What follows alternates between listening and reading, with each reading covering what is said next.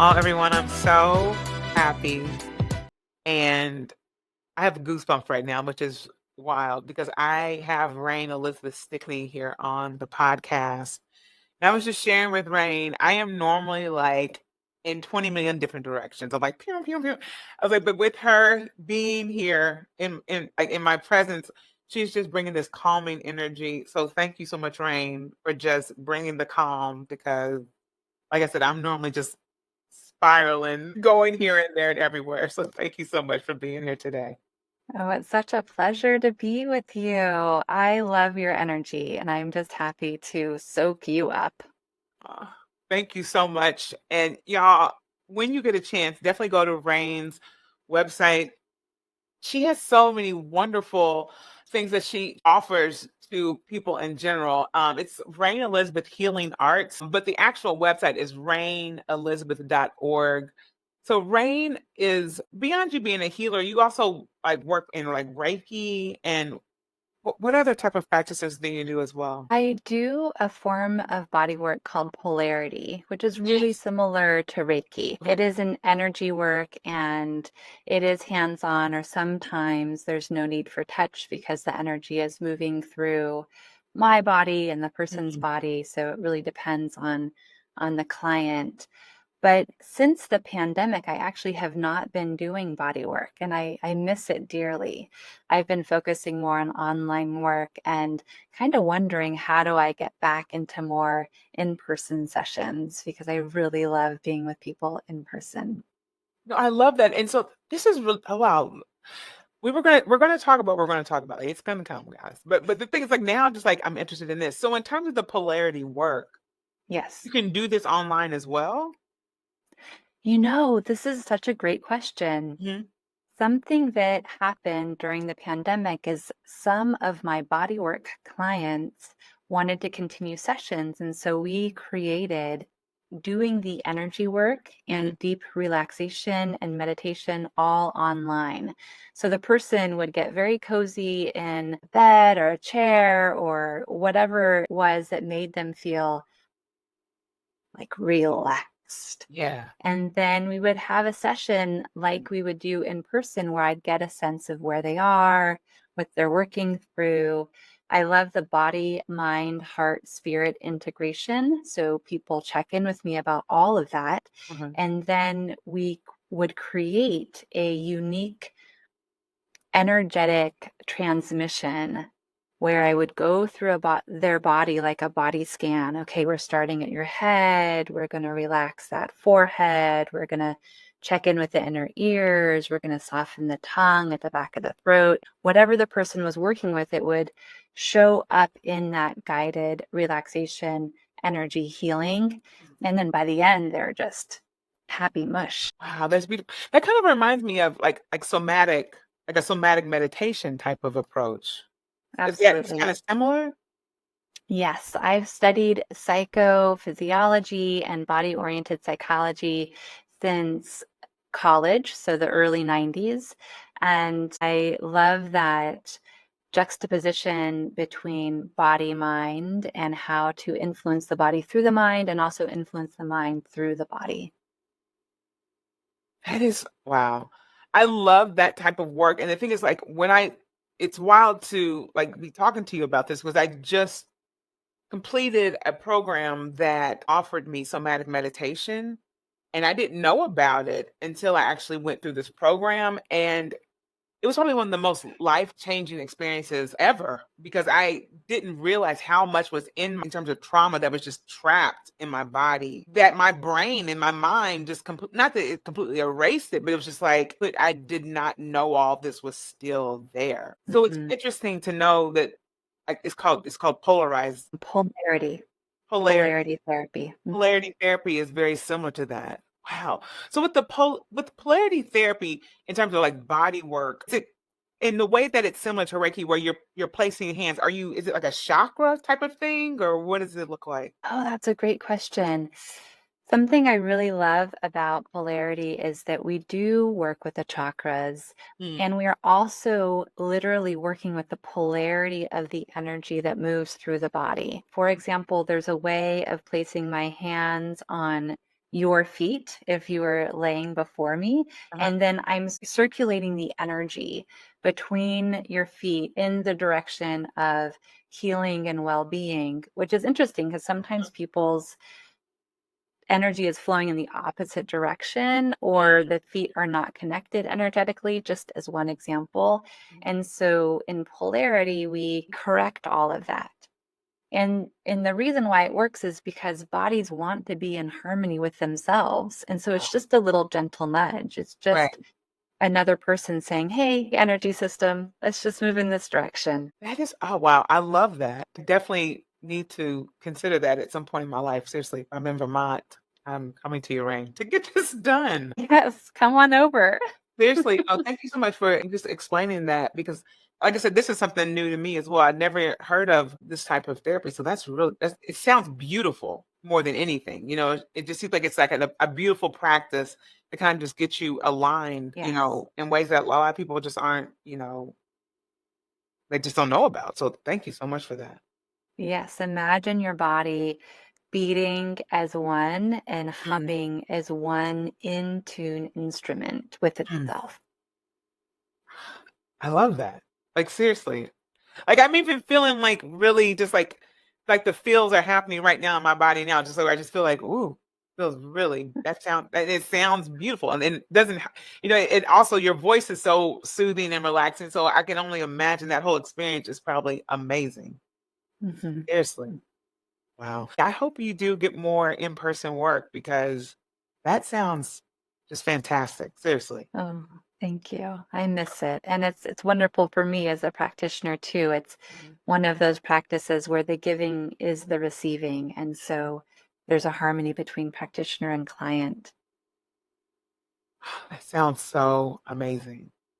And, like, I'm like, "Oh my gosh, I hate to segue, but Rain, I actually reached out on Facebook because a lot of times I'll reach out to people on Facebook. We're part of different groups on there, and I reached out and I asked some people if they wanted to share their stories around childhood eating concerns and how that has shaped them in their adult lives. Beyond just sharing her, the amazing work that she does, she's willing to share with us her story around, her childhood, I can't even talk, childhood eating concerns and how that has influenced her now as an adult. So thank you, also for being willing to share your story around that as well. So, Happy to.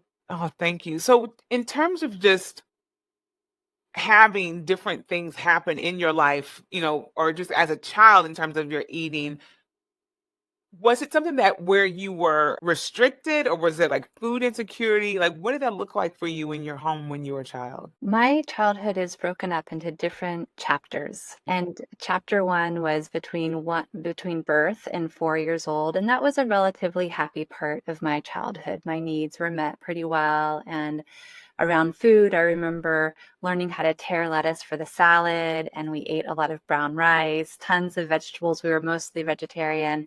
And every once in a while, my mother would cook liver. Oh my gosh. Listen, my mother would cook liver. That was like my father's favorite like meal. You know that smell that liver, like Hmm. Yep. I would walk in the house and I would smell it and I was like, oh God, please no. Please God no. So like, did you like liver?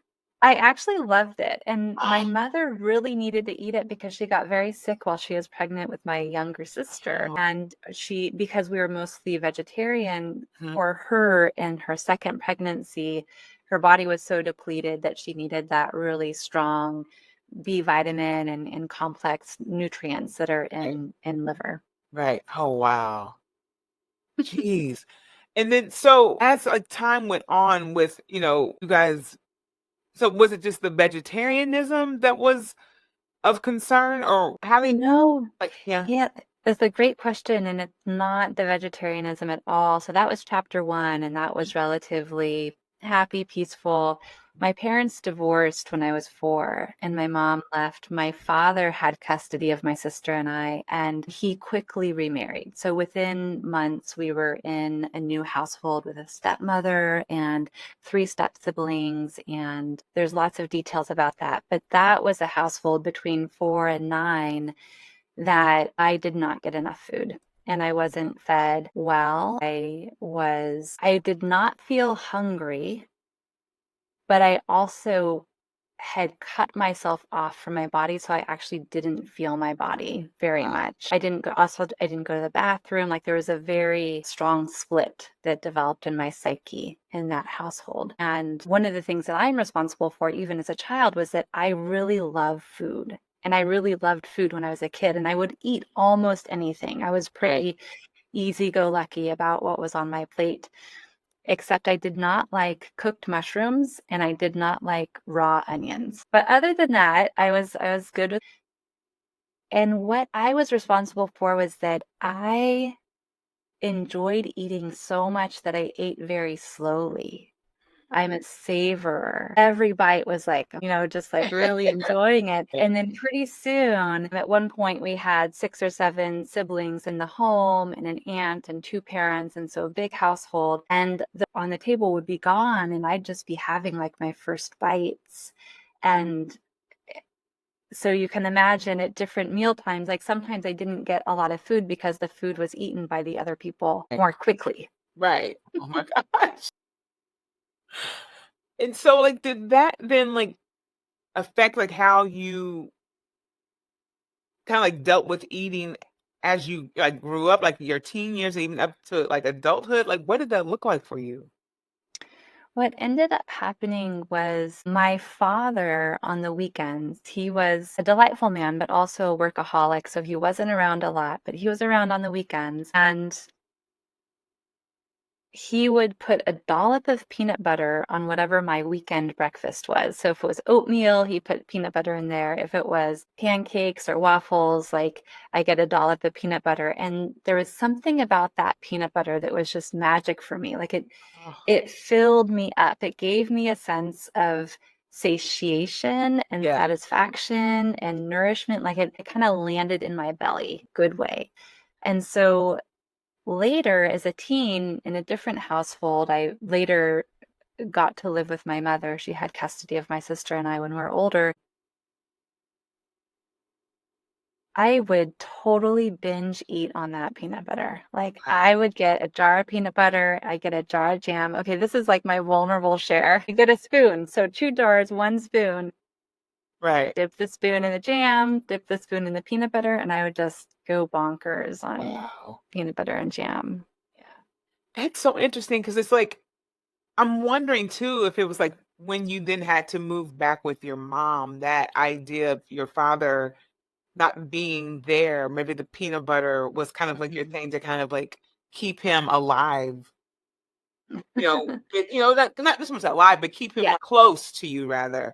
Um, Stay connected. to say that connection. That's so fascinating, right? Right. And so I don't want to skip over the chapter of when I was 9 and I moved in with my mom and my father. And that was a safe household. It was a good household, but we really didn't have much money. And so the Mm, food was rationed. And I was the older sister. My mother and stepfather were not workaholics, but they also just weren't around the house a lot. And so I was like a 9-year-old adult in a way. And right. I would cook for my sister and I. If we had food for school lunches, I was the one who was responsible to distribute how much food to have.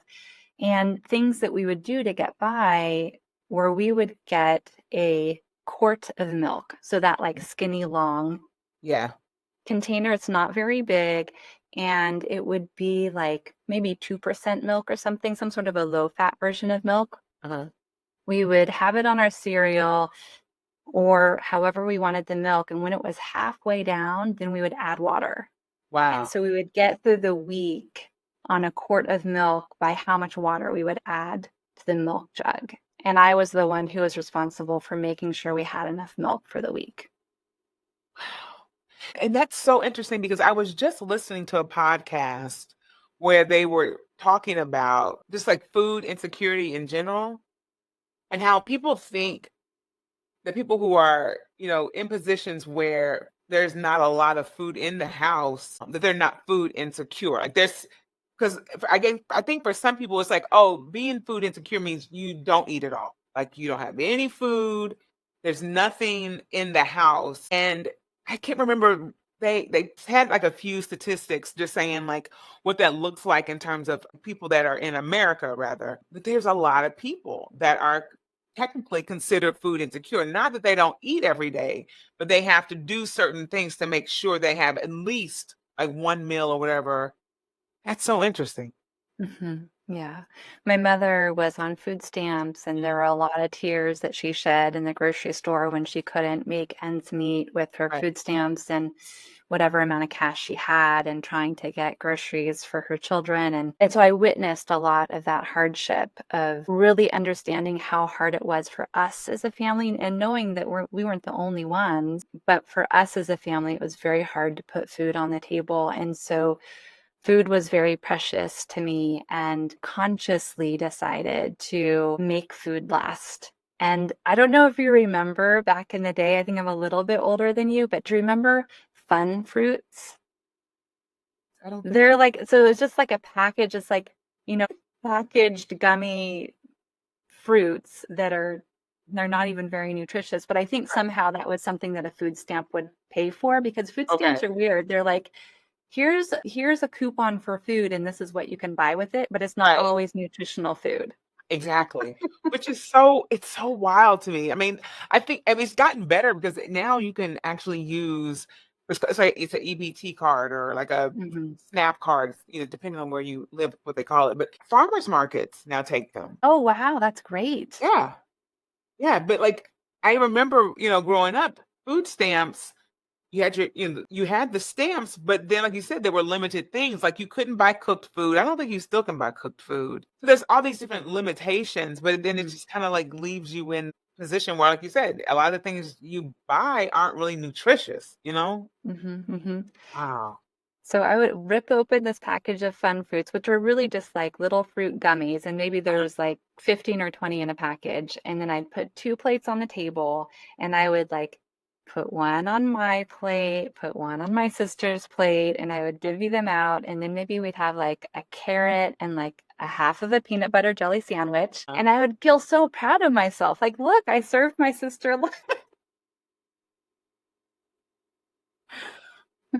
listen, I love that because it's like in your mind, you were taking care of not only yourself, but also your sister and with what you had. And that's actually commendable because I mean, sometimes it's not, it could have been a completely different story. So it's like wild. But I guess also to the same time, like, did that allow you, or did that like create like a sense of like scarcity in your mindset? And like, did you have to then unlearn that at some point? Yes, so my journey goes on, and by the time I was in college, actually, so around 2021, um, maybe around 21, I I experimented with so much food restriction for myself because I really had a strong experience of scarcity around food. And even though I felt the sacredness of food, I never wanted to eat too much, and I thought less was better. And I would do things, being a very active, athletic young person and very academic and scholastic. And so just, I always worked during college. I had two jobs, just really applying myself in every way. I would eat half of a Cliff Bar, and that was pretty much what I ate for the entire day. Wow. I mean, never any bouts of like low blood sugar, or your body just kind of like used to that type of. Well, it caught up with me, Yeah. and there have always been a lot of different food preferences in my family of origin. So whether it's dairy-free or gluten-free or vegan or vegetarian or this or no sugar, or there's lots of different versions of how to pay attention to food. Right. I I at 16 I became vegan, Mm. and which is Cliff Bar is kind of funny, like, what's a Cliff Bar? Right. But anyway, I did my best with being vegan from 16 onward. And by that time, when I was down to like half a Cliff Bar, and maybe I would like through the course of the week, I might also have a day of eating lentils or a day of eating hummus and carrots or a day of I would mix it up a little bit, but I just didn't have a lot of calories. I ended up fainting and becoming very sick and so depleted that I had this wonderful, kind doctor at my college who was so friendly, and he was vegetarian friendly, and that was all important to me because he really met me where I was. But when he did a blood panel for me, it was clear that my body was just depleted of every nutrient. Wow. I was anemic and depleted of the vitamins and minerals that one would look for in a blood panel. And he helped revive me back to health. And we tried all sorts of things, all sorts of combinations of supplemental vitamins and minerals, but the thing that made a difference for me was eating a hamburger. Wow. And then so now do you now eat meat? Or are you still vegetarian or vegan or Well, through that experience, what I discovered is I have a rare and genetic form of anemia, which is called macrocytic anemia, and I just have really large blood cells. And okay. so I have a tendency towards anemia no matter what I'm eating. And since then, I have always eaten meat because it helps me to be vital. It's Right. something that my body needs and in my constitution. I'm in my late 40s now, and my eating style is very different from my 20s. I'm a hearty eater. Love that. And so you're I guess just in terms of just how your childhood eating patterns led up to, you obviously having this, bout with passing out and all this different stuff. Beyond the health side of it, what what were the mental shifts that you had to go through in order to be okay with maybe eating more, or was that even a concern? Was it like, oh, thank God I can eat, like he's giving me the Mhm. okay, you know? One of the challenging moments was eating that hamburger. And part of psychology of that moment was that I had experienced a lot of harm in my life. And one of the psychological premises of vegetarianism is to not cause harm, like to not kill animals. And so there's an overlap there where my body is not the same as hurting an animal's body, but the similarity is very strong desire to not cause harm anywhere Right. at all. And so to pick up a piece of meat and eat it when my body actually needed that or something like that Mhm. to survive and thrive really had to face so many of the lessons I learned throughout my childhood and younger years. I had to face the values that had been handed down to me. I had to face the moments of abandonment that I had felt. I had to face a sense of self-worth. Like, am I worth eating food that is nourishing for my body? Um, there was a lot of depth to that moment, and I could barely eat it. I mean, Wow. Yeah. it was one of the hardest things I did, and funny enough, as soon as I ate that hamburger, I felt better instantly. Not like 100% better, but I felt something that I hadn't felt before, which was nourishing. Wow. I felt something that felt satisfying. In living in scarcity with food, whether it was self-determined or because of my family, I didn't live with satisfaction around food. I lived with, okay, one fun fruit is going to be enough today because that's what we have. And Right. so I'm going to find the enoughness in this one morsel of sweet. Wow. It's really different from having something that's actually satisfying because the nutrition is getting in.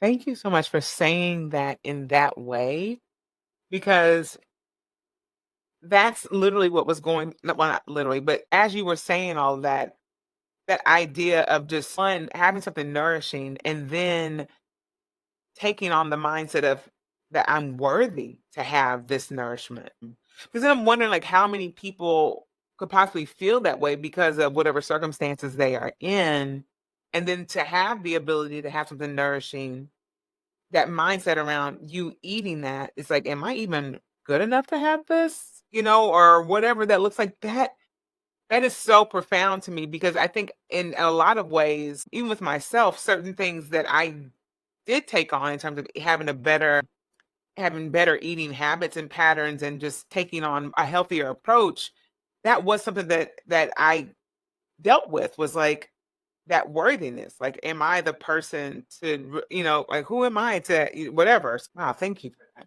Do you still have those bouts, or is that kind of like something that you've worked through? I have mostly worked through it, and one of psychological areas I had to traverse was a lot of food anxiety, Mm. where when I started to eat in a regular pattern of something like breakfast, lunch, and dinner, maybe some snacks, maybe dessert, like for me, that is a healthier lifestyle than half of a Cliff Bar on one day, lentils on another day. So when I got back into a rhythm of food that was satisfying and nourishing and well balanced, what happened was felt that I always needed to have food with me. I always needed snacks. I always needed water, but in a way where if there wasn't some extra food stashed in the glove compartment, I would get really nervous and Wow. really anxious and really agitated and panicky because part of what needed to heal in my body mind was that there were times in my childhood where I was not given lunch or there wasn't food for me to make lunch to take to school. And I also wasn't given money to purchase lunch at school. And so I would be at school and I wouldn't have food. And then the teachers would become very concerned for me. And then they would do things like give me some chips.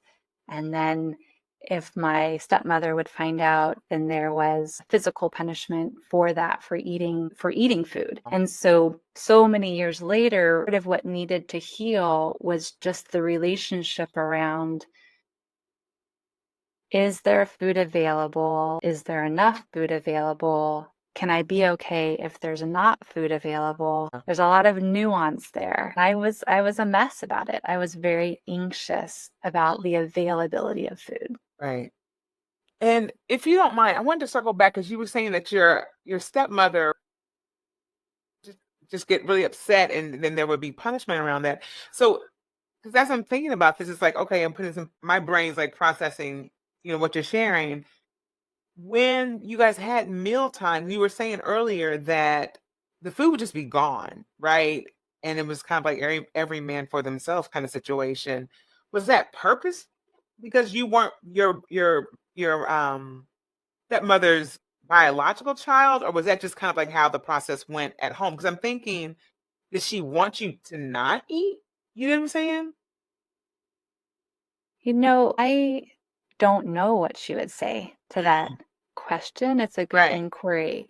But do know that it was not well cared for, that there was a lot of punishment around food, and my older siblings did eat very Oh, so it's kind of convenient to say, oh, well, they eat fast, they ate all the food. But at the same time, I also needed to eat, and yeah. there wasn't someone there to make sure my plate also had food on it. And that also makes me think about your father putting that dollop of peanut butter, because maybe he knew. He was just like, "When I'm around, I'm gonna do whatever I can to make sure you have something to eat." Oh, Yes. Yes, I think you're right because I was always very honest with him, asking for yeah. help, like how like he was a very loving man, and I think that you're intuiting correctly about let's give Rain some Just peanut butter. some peanut butter, like, just something that's because when I think about peanut butter, my mom would always say things that would stick to your bones, and it would be peanut butter would be one of those things, you know? Yeah. Wow, that is wild. Yeah. And so oh, go ahead, I'm sorry, go ahead. Oh, yeah, I was just resonating with how I could count on that peanut butter. I think, it's so wild. Some certain things that happen in our lives where we could look and just see the trauma around it. But then there's always something in the midst of that trauma where it's like that there was that person looking out for me, even in the midst of all that. I think there's beauty there. I don't know how you feel about that, but I really feel Yes. that, you know? Yes. My father and I have done a lot of healing over my lifetime, and I'm really glad for it. Yeah. He's always been a treasure to me, but we've also had to do some healing because Yeah. he allowed his children to live in a household where there was some inappropriate care. And so I can say that not only was it great that he really did love me through all of those years, but we've also done the healing work to have a really good relationship because it's not easy to be raised by a father who's not around a lot and gives a dollop of peanut butter, but then there's a lot of other stuff that's happening too. Right. Exactly.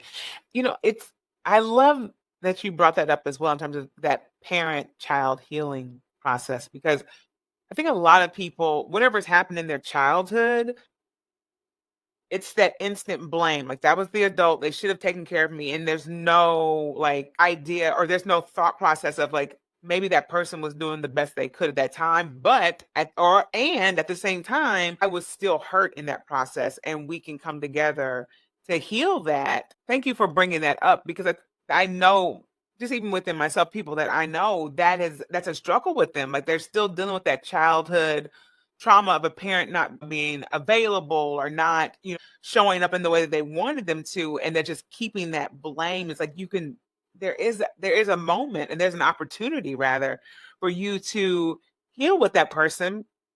They were doing what they could at that time. It wasn't everything you needed, but the opportunity to share that with him and to have that healing, that's amazing. Seriously, because Hmm. I hope I would love that for more people, you know, Hmm. instead of just blaming the parent, done, and, "My life is ruined now because of you," ki type of mentality, you know?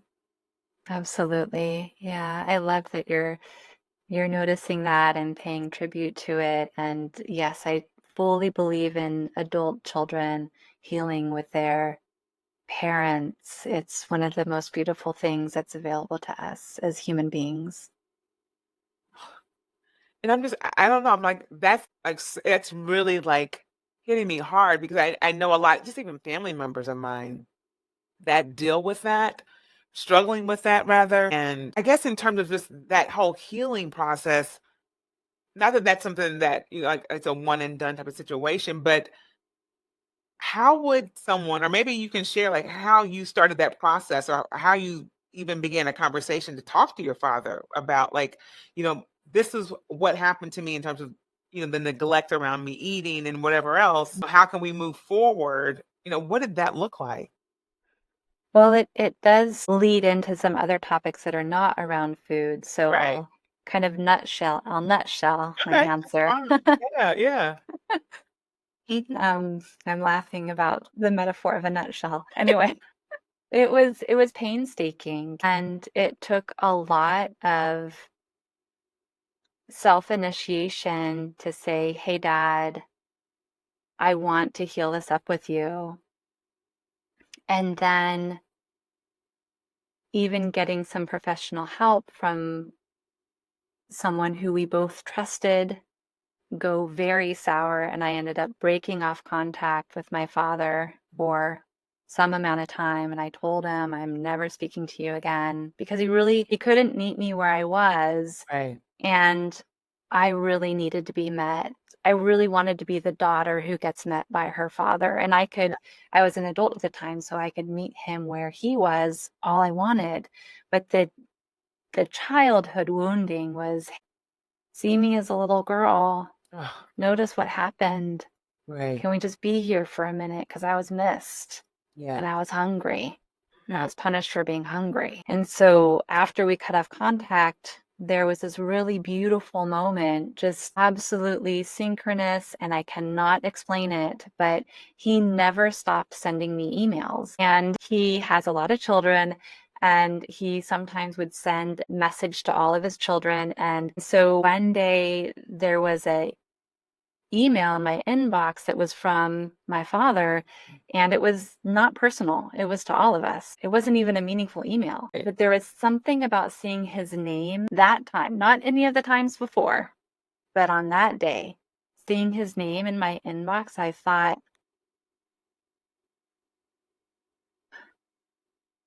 and I felt friendship. I I don't even know what the words of the thoughts Right. are, but it was as though I was seeing a friend's name. Wow. And then we rebuilt a relationship that it was challenging to do, but we both did it. We Wow. both rebuilt a relationship. That is so beautiful. Like seriously, like that story for me, it's just like I want that so much for so many people that I'm close to, and that maybe even someone that's listening to this as well, because a lot of that is your healing as well, not so much the other person. It's like you need that probably, and I wouldn't say more, but I would guess probably more, because there's a lot of struggle and just trying to navigate your life because of that from your childhood, you know? Yeah. Wow. My gosh. And so now I'm like, through all of this, is this how you, or maybe not all of this with the eating, but just even just your life in general, is this how you got into the healing work? And just, Oh, you know? yes. I mean, the healer in me really started being a healer unconsciously and subconsciously as a child. And it was from turning toward one sister who was upset and inconsolable. It was from turning toward another sister who couldn't sleep at night, and she could always sleep if I could tickle her back. And so I'd tickle her back until she slept. She was an older sister, but that's what she needed. And on, like friends who were having struggles at home. Like as a child, I was just naturally drawn to, did you know that miracles happen? Like I always believed in miracles. I love that. And then it was, I guess, it was just like all these little baby steps. So being drawn to student council in elementary school, and then being drawn to leadership roles in middle school, and then at high school, actual official peer counselor training, and studying psychology as young as 14 years old, and on and on and on and on. So I was just really drawn to that amazing innate healing capability that we all have in Right. our bodies and in our minds and our hearts and our spirits, that like, yes, we do need help along the way, but we all are naturally healing ourselves up. Yeah. That is so beautiful. And I think a lot of people, and I could be wrong, but I think a lot of people are constantly looking externally for that and not realizing a lot of the work is internal, right? And a lot of that healing can be done by way of yourself, as opposed to you constantly looking out for other people. I mean, obviously you can, go to different healers and whatever, but then I think once you get the understanding that a lot of it's within you, it's like then you can start doing that work for yourself as well. Mm-hmm. Oh, beautiful. Mm-hmm. So Yeah. beautiful. And Yeah. so I'm loving your podcast, seriously. And I was just listening to the podcast. Actually, I was listening to the meditation that I was sharing, or that you shared. What am I saying? I'm sharing. I didn't share it. What? I want to hear your meditation, Alicia. Listen, that's something that I definitely admit I need more external assistance, and then eventually I can bring it in. Seriously, I that's something I'm still working on. But I am loving every moment is sacred. That's the name of Rain's podcast. It is such a beautiful podcast, and not the current podcast, but it was the week before. You did a meditation. It was just called the still water meditation, and that meditation, I think it was like 11 minutes or something like that, but it was so beautiful because initially I was like, "Oh, still water." So I'm like, "Oh, just water that's still," like, right? And as you like really broke it down in terms of like, you know, anything like ice is still water.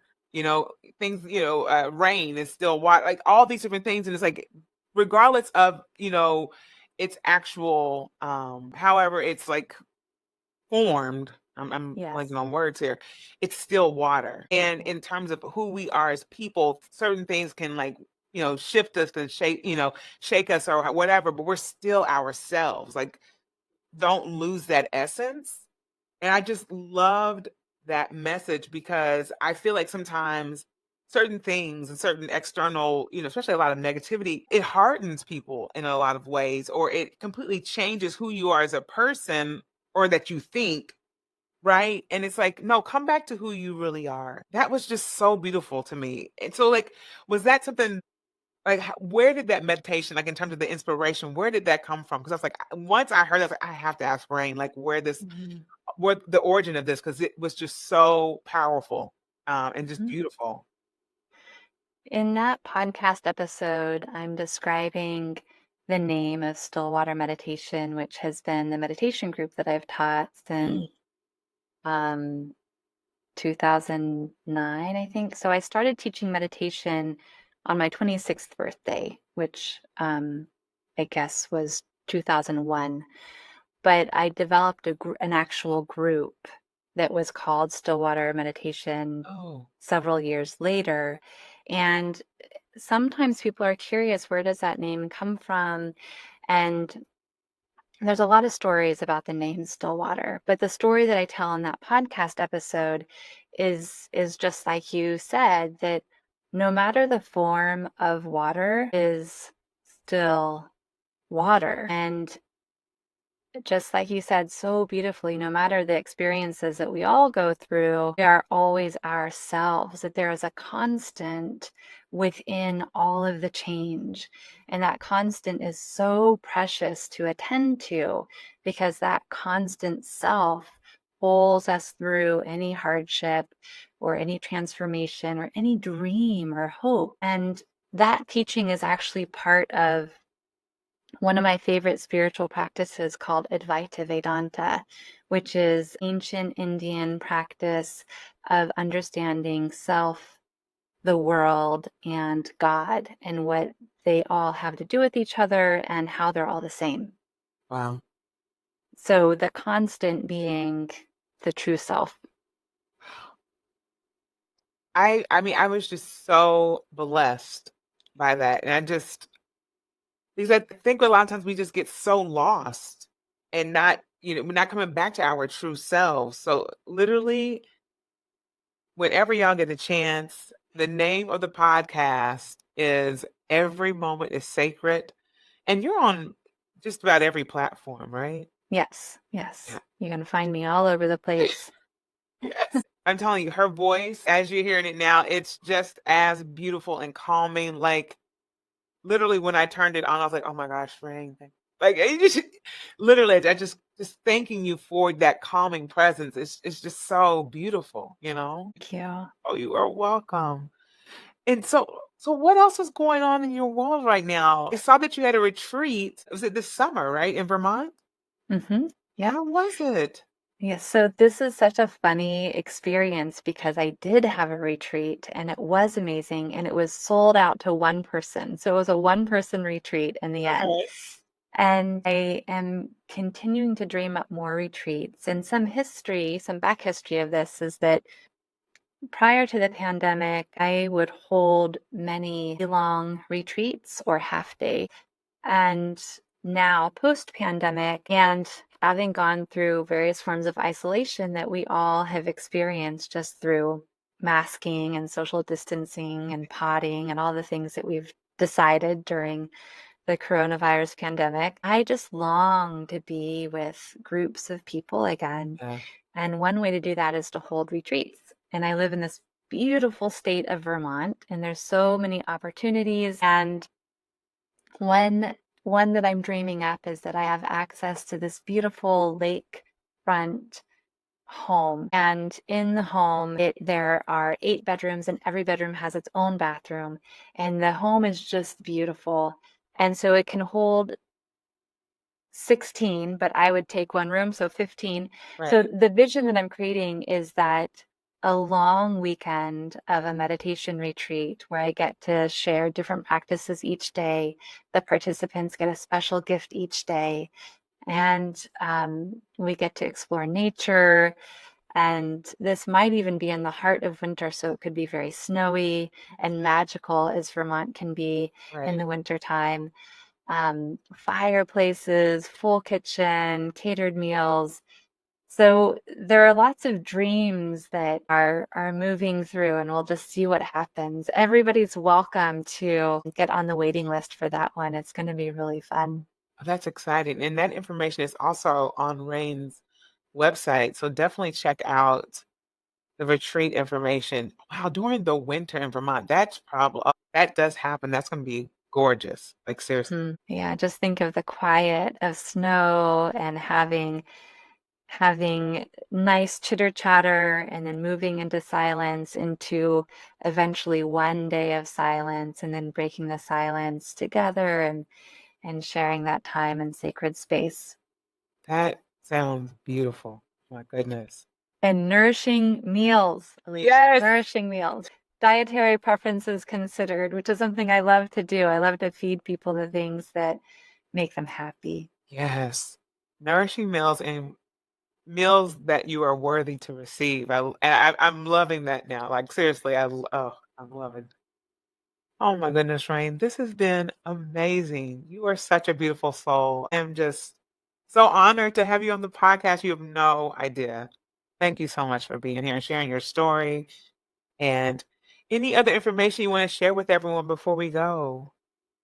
Well, like you said, my website is rainelizabeth.org, and it's always an evolution on that site. So you can get all the information and you'll notice it change over time.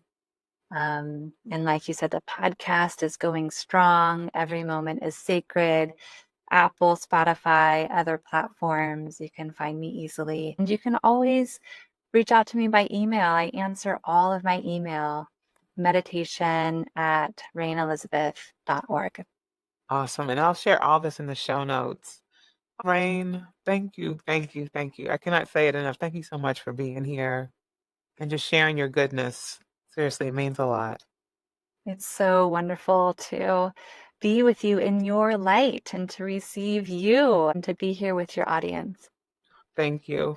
Y'all, thank you so much for listening to this week's episode of the Eat Me podcast. This was so nourishing for me on so many levels. So thank y'all for listening and thank you, Rain.